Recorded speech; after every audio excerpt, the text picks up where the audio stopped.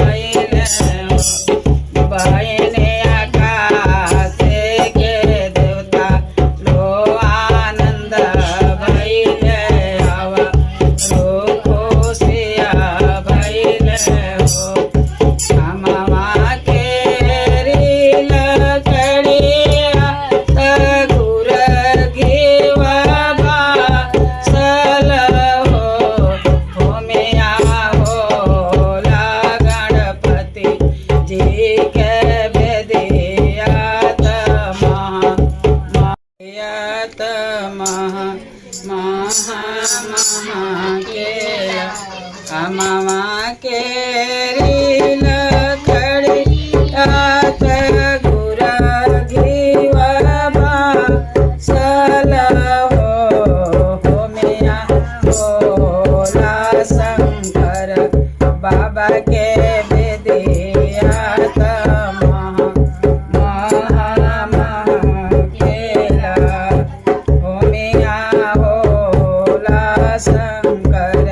बाबा के बेदिया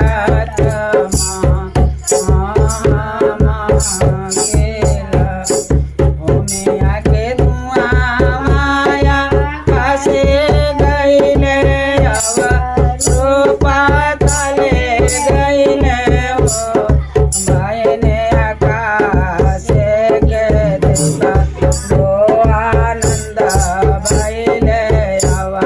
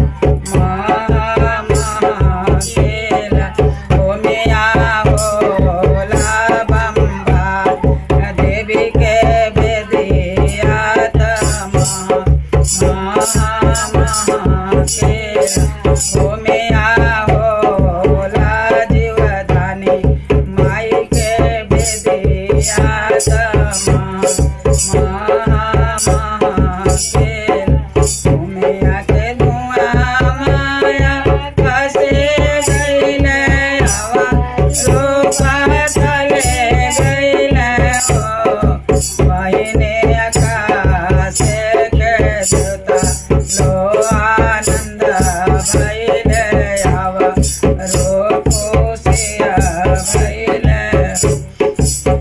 से होके देले आशीर्वाद वात औरो आशीर्वाद आना हो बहिने जुग जुग जिया मोर सेवा का वात देवता लो आनंद बहिने देवता लो खुशिया बहिने हो। बोलो गणेश भगवान की जय, सब देवी देवता की जय। पूरा गाना सुनना और वीडियो में कमेंट करना।